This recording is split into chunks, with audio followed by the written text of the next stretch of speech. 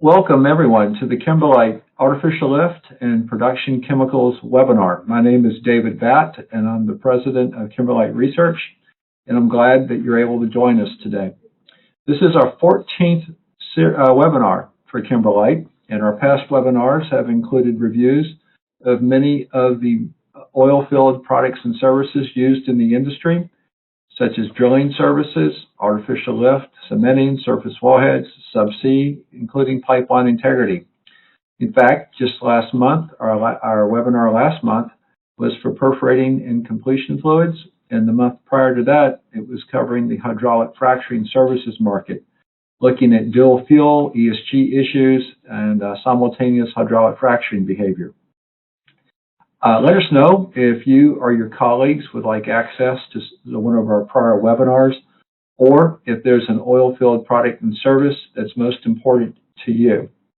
Today, we'll be addressing the artificial lift and production chemicals market, including a review of the rod lift, gas lift, ESP, plunger lift market, as well as production chemicals.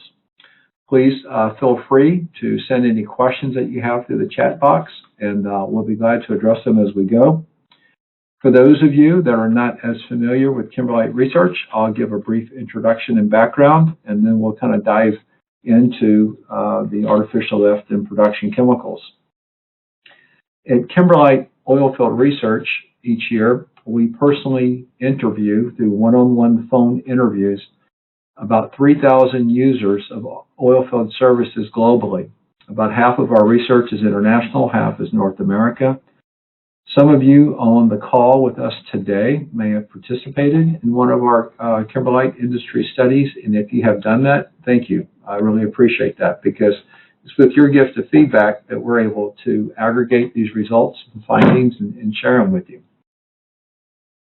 We'll build a series of reports that I talked about earlier, dealing with formation evaluation like mud logging, surface logging, wireline logging, and logging while drilling.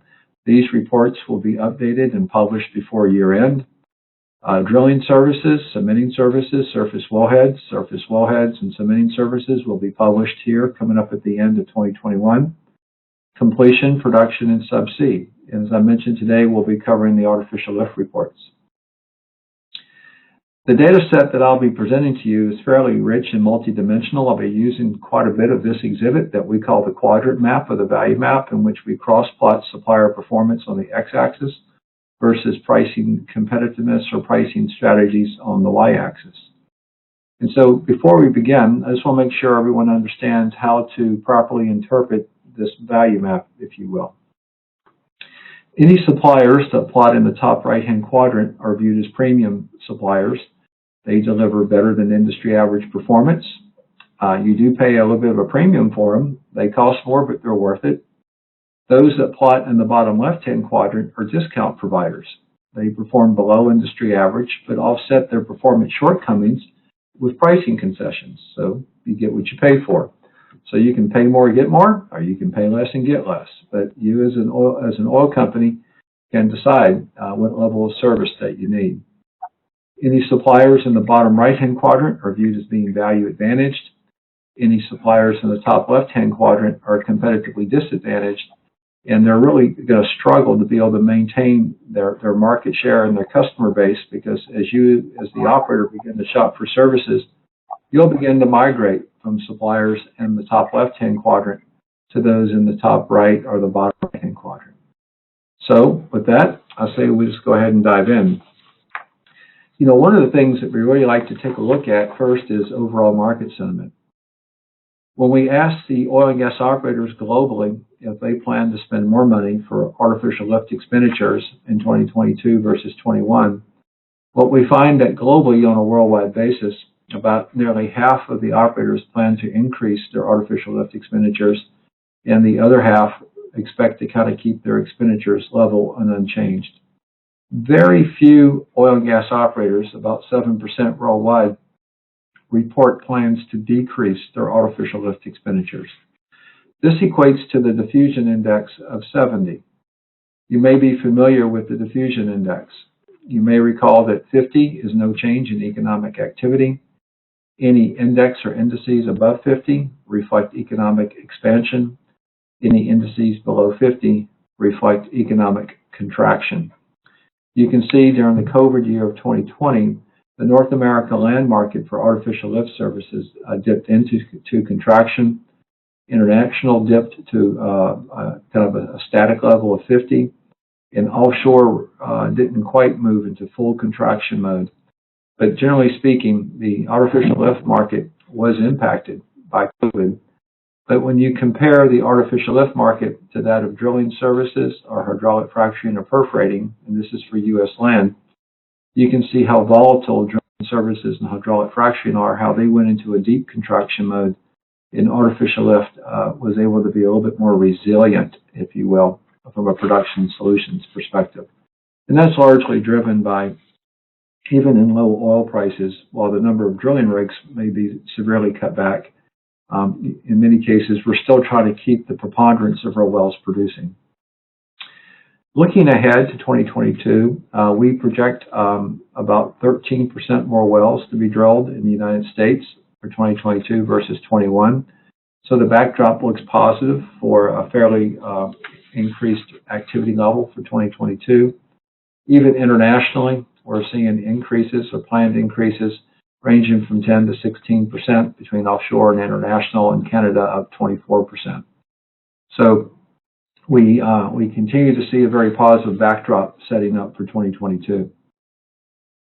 When we look at the use of automation, one of the things that we've noticed when U.S. land operators or even operators worldwide go to drill a well, they commonly use real-time remote operations to help them drill that well and send fewer people to the rig.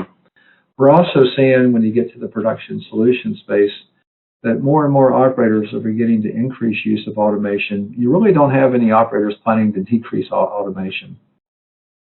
When we conducted the survey with the 340 some odd production engineers and managers worldwide for these studies, representing over 230 different oil and gas operators, what we found is in North America land, about 70% of the wells are on some form or element of automation, less so internationally and offshore.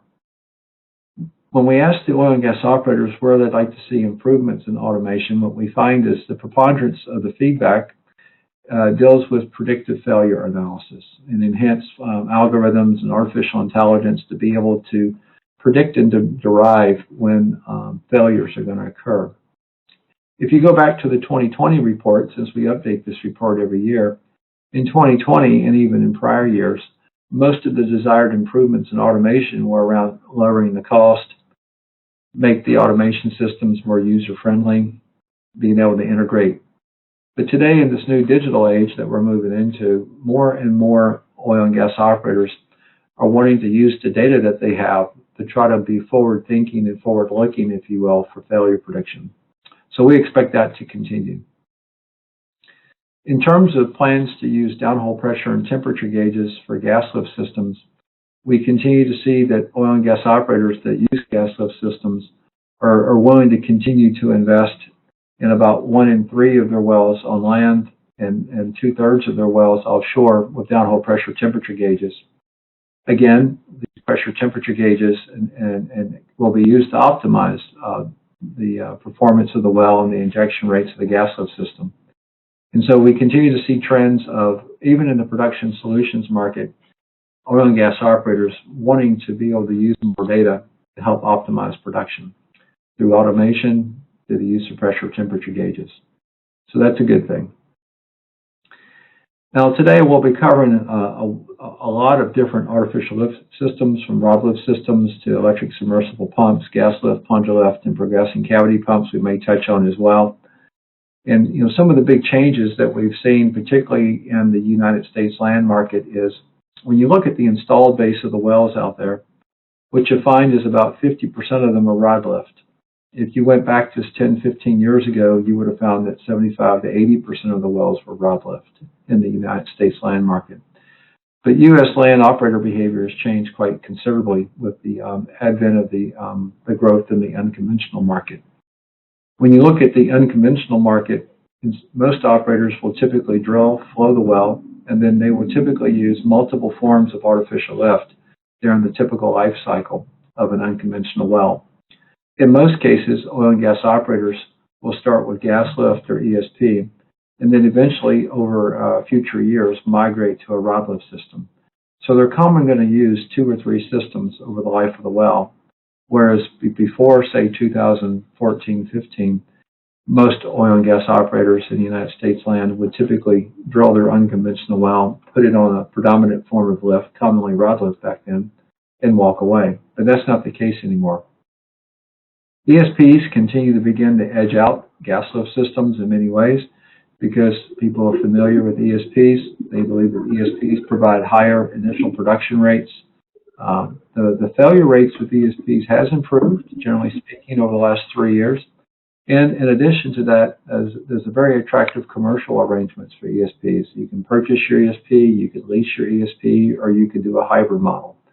Coupled with the higher commodity prices right now, with oil, about $80 a barrel, there's certainly an incentive to maximize all production out of the existing wells, given the fact that we have capital discipline in place, and operators are simply going to kind of focus on maximizing production and returns over, a lot of growth. We have growth in the number of wells to be drilled in 2022, like we described, but we're only sitting at 550 drilling rigs, well below the 780 before COVID.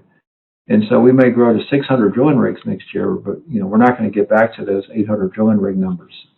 And so optimization is kind of key. We do see that operator behavior does vary a little bit by basin. The Permian Basin, very heavy ESP centric, whereas Mid-Continent, pretty heavy ESP centric. Whereas you go to the Rocky Mountains, you see some gas lift and plunger lift really starting to gain use and notoriety. And the Bakken, again, you start to see ESPs starting to come on strong, whereas historically it was 100% really strongly rod lift country. So you really do see some major differences taking place in the operator behavior in the U.S. land market. If we go back to the international and offshore market, it's a little bit more stable. You'll see that offshore is predominantly ESP and gas lift, and the international land market is heavily driven by ESPs first, followed by rod lift second, and then gas lift third.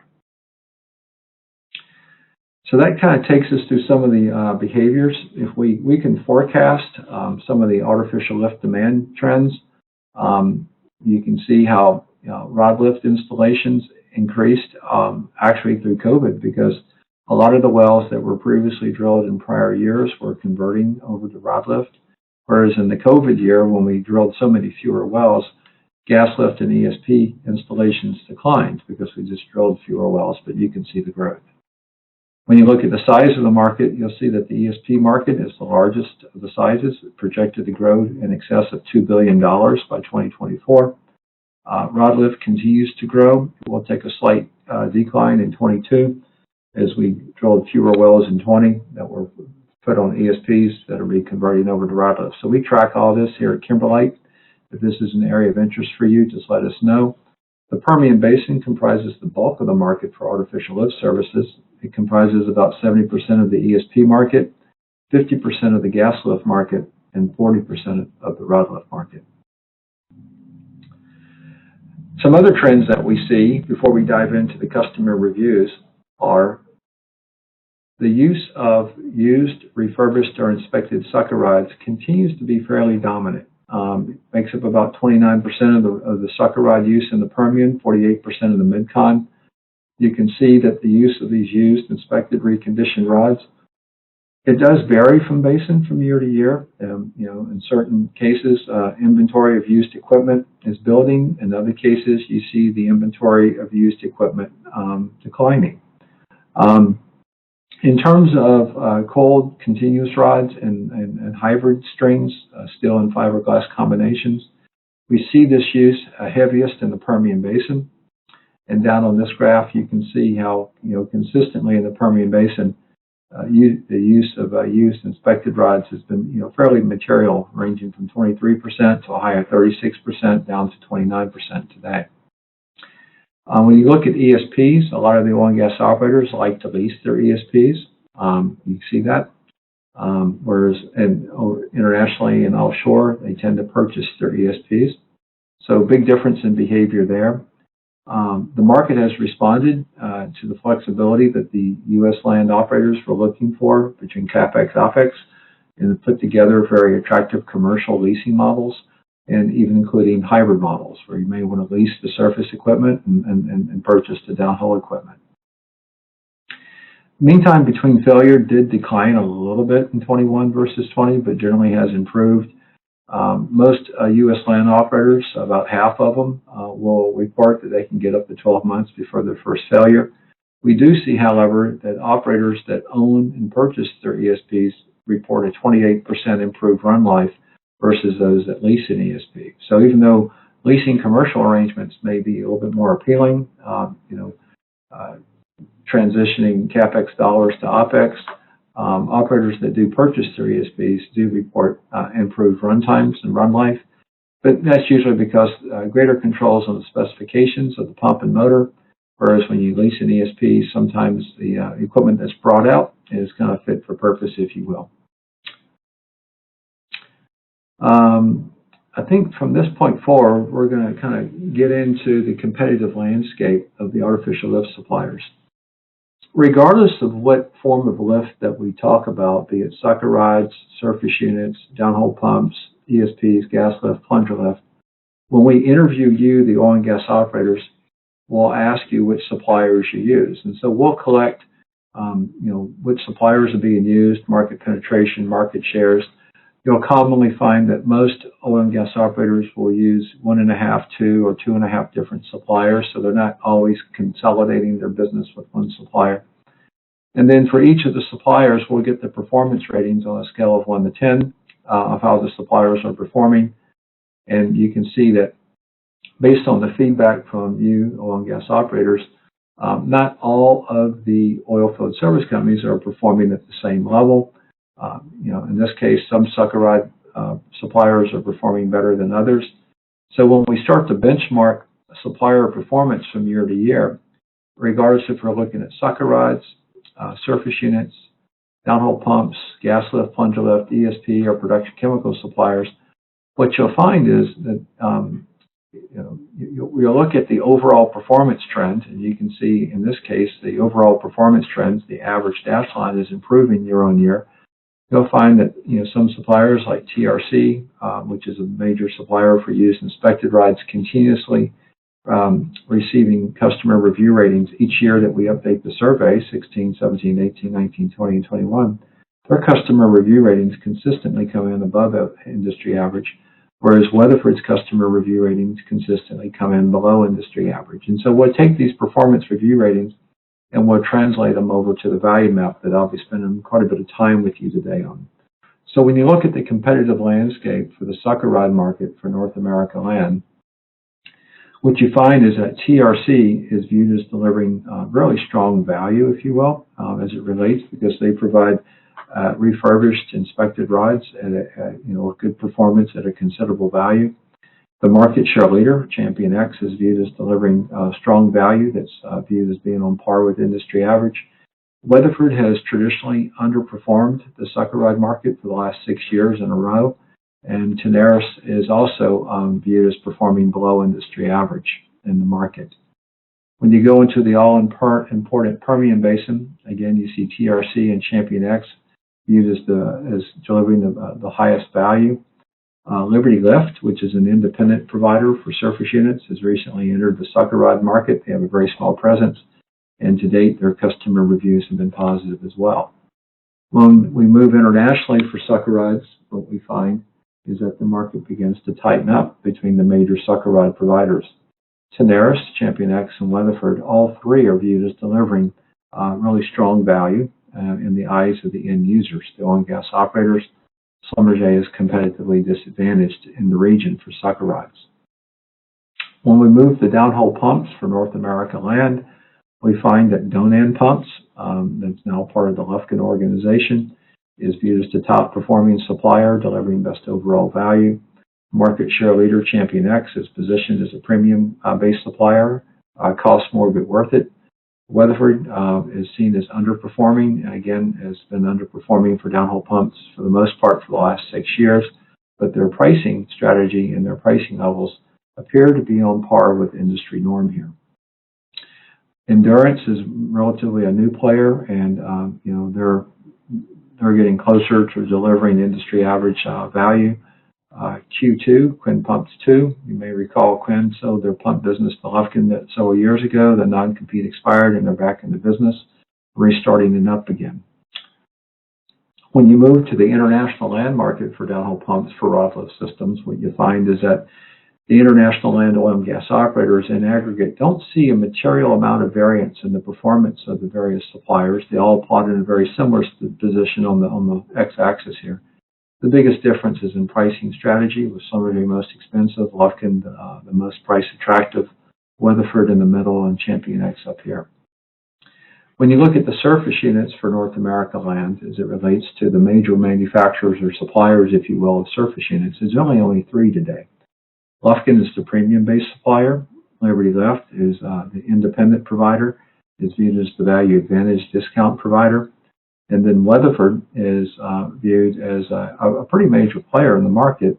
It's just that they're underperforming the market. As I mentioned earlier with Weatherford, just like they were for sucker rods and downhole pumps, Weatherford has consistently underperformed the market for surface units and rod lift in general for 6 years in a row. One of the biggest things that we see in the installation of surface units for U.S. land is a lot of these installations they're using used surface units, redistribution of surface units that have been redistributed and placed in the inventory for the oil and gas operator.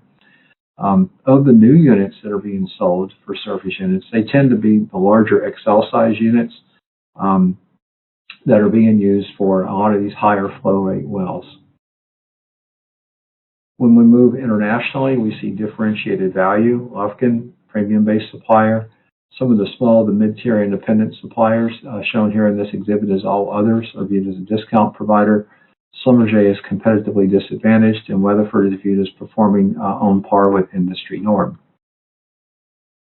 When we move to the important ESP market, and keep in mind the ESP is the largest of the artificial lift systems in North America land, U.S. land. It comprises, about $1.6 billion, expected to grow over $2 billion. What we find here is some differentiated value. Summit ESP, or Halliburton Summit ESP, is viewed as the premium-based supplier. Costs more, but worth it. Baker Hughes is positioned here as a discount provider. ChampionX and Schlumberger are close to industry norm in terms of value, but slightly uncompetitive relative to Summit and Baker Hughes.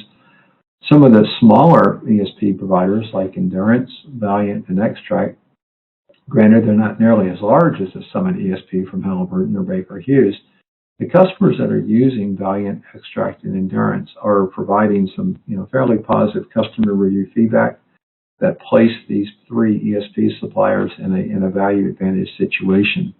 So assuming they can maintain this level of value and performance, I would expect these 3 suppliers to experience some growth moving forward for the North America land market.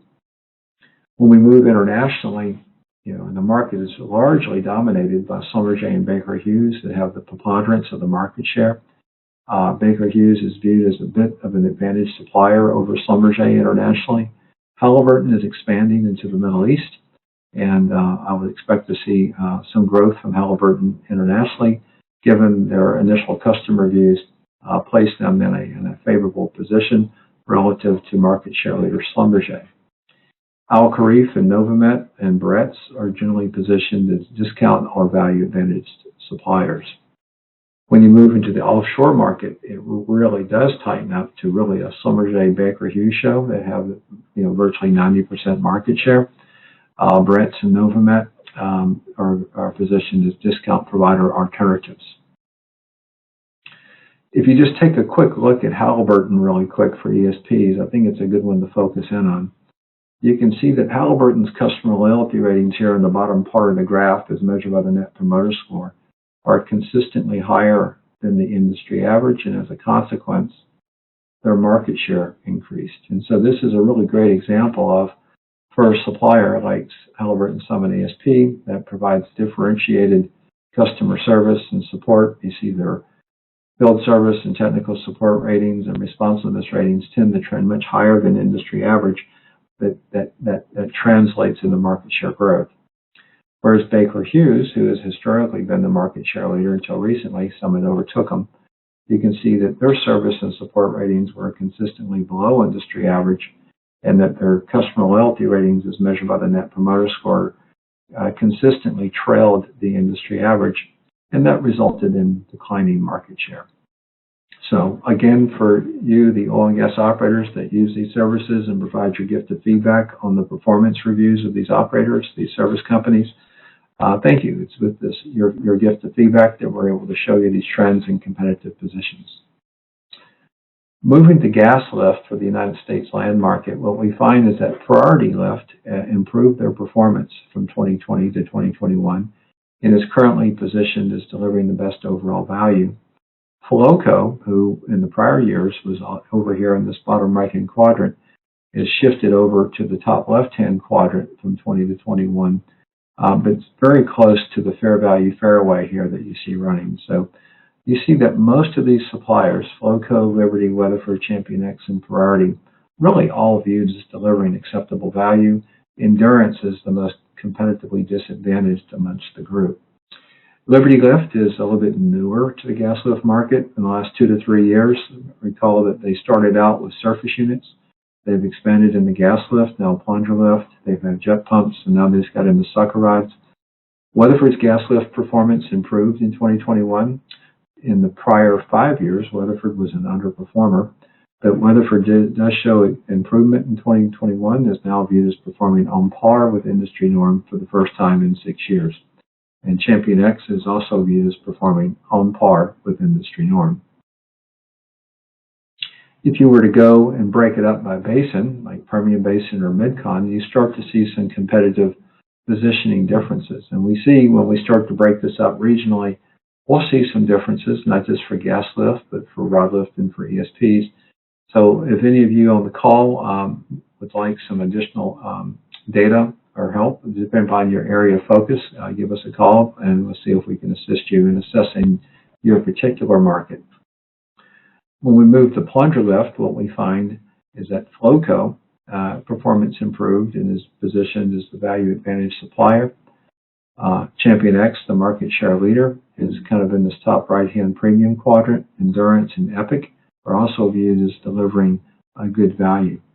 Weatherford's presence in the plunger lift market has declined substantially, and their performance and competitive positions declined in 2021 along with Wellmaster. And then when I know not many people use progressing cavity pumps, but if you move into PCP or progressing cavity pumps for drive heads in North America, ChampionX is the value advantage supplier.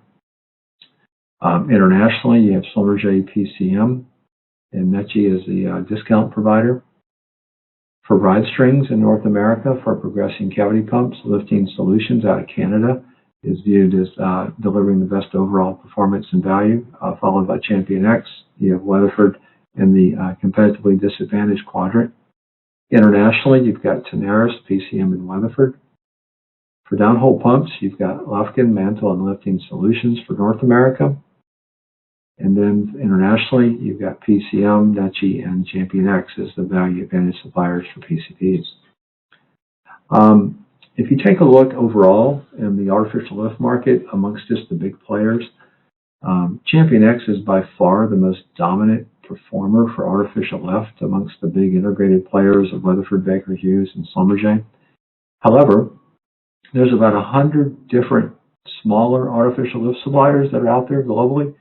And when you take a look at all these other small suppliers and just kind of pull them together as all others, you can see that they compete favorably within whatever product line they offer with ChampionX. Now, ChampionX is technology agnostic. I mean, ChampionX can offer, let me see here if I get over here. ChampionX can provide any form of lift that you need. They can provide production chemicals to solve the chemical failures. They can provide emissions monitoring through their acquisition of Scientific Aviation and production data. And so if you're looking for an integrated model to try to pull all this together, ChampionX is probably the predominant supplier out there that can do that. That's kind of important because when we have artificial lift failures, like with gas lift systems and rod lift systems, and we ask the oil and gas operators what broke and why do you think it broke, about half the time, oil and gas operators are citing the ineffectiveness of their production chemical treatment programs as contributing to the failure of their artificial lift systems. And so these chemical failures, if you will, contribute to the mechanical failure. So there is an interrelationship. I recognize that most oil and gas operators will use different suppliers for production chemicals and a whole host of different suppliers for different forms of lift. But being able to put together an integrated system that works and optimizes itself truly has some benefit. We'll be monitoring to see how that progresses. If we turn our attention to the production chemical market really quick, what we find in North America land is that the market share leaders, Baker Hughes and ChampionX, are really being outperformed, if you will, by these small to mid-sized suppliers that you see here as all others. J-Chem Catalyst is really viewed as probably one of the leading providers for production chemicals in the North America land market. If you kind of expanded this U.S. land market and kind of unveiled some of these smaller suppliers, keep in mind there's 47 different production chemical suppliers cited as being used in U.S. land. You know, very, very fragmented market here. But again, you can see J-Chem Catalyst positioned well. You can see that the market share leaders, ChampionX and Baker Hughes, certainly have a lot of competition from these small to mid-tier suppliers that are viewed as delivering better overall service and response times. If you look at this by the Permian Basin, you can see, again, Baker Hughes and ChampionX are being challenged by a lot of these small to mid-tier suppliers for production chemicals. When you move internationally, though, you see Baker Hughes in a very dominant position, viewed as delivering very strong value by the international land operators. ChampionX down here more as a discount provider. And then when you move offshore, you can see that Schlumberger and ChampionX are both viewed as the premium suppliers. And Baker Hughes is also a premium-based supplier, but currently viewed as underperforming relative to the other big two. We talked already about the fact that there is a linkage, if you will, between the ineffectiveness of production chemical programs and the impact that it has on the mechanical failures. In fact, when you ask the oil and gas operators how effective are their production chemical programs on a scale of 1 to 10, you really only find about 20 to 30% of users of these artificial lifts, of these production chemical treatment applicational technologies, citing a high use of effectiveness of a 9 or a 10. If you take the effectiveness ratings of 7s, 6s, 5s, 4s, 3s, 2, 1s, you'll find that there's really more operators that are questioning the effectiveness of their production chemical program than those that are really confident that it's working very strongly. So that kind of goes back to what I was talking about. If you're able to integrate together your chemical solutions, your artificial lift solutions, and your chemical delivery systems, along with any production data that you have, engaged data, you should be able to start to develop some automation and analytics to optimize your, to predict failure and to optimize production, which will lead to enhanced oil recovery. Overall, ChampionX is looking good across the multiple forms of artificial lift. Weatherford here tends to underperform, but is a major supplier and tends to be improving a little bit year to year.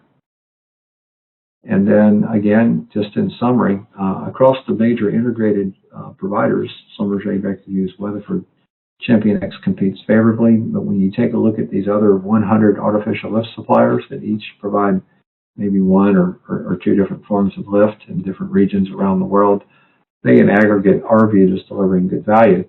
It's just that as an oil and gas operator, you're going to have a very fragmented supplier vendor base. When we take a look at the buying behaviors, we do find that suckerites tends to be a little bit more price commodity driven in North America land, whereas internationally, the international operators tend to place a little bit more emphasis on suckeride performance and service. And so what I was really trying to point out here with these graphs are different oil and gas operators around the world have different emphasis. A lot of oil and gas operators may think everything's just more price commodity driven, But I think I shared earlier that not all oil field service companies are viewed as performing at the same level. So I really encourage you as an oil and gas operator to do proper due diligence to understand which suppliers are actually performing at the highest levels to deliver the highest level of value for you to meet your needs. And so looks like we're hitting about 30-minute mark or so on the webinar. And so I'd like to maybe kind of draw some conclusions here at the end that the artificial lift market is expected to continue to grow by about 14% in 2022 as we drill more wells globally, particularly in the U.S. We do see quite a bit of variance in the performance of the various artificial lift suppliers and the production chemical suppliers.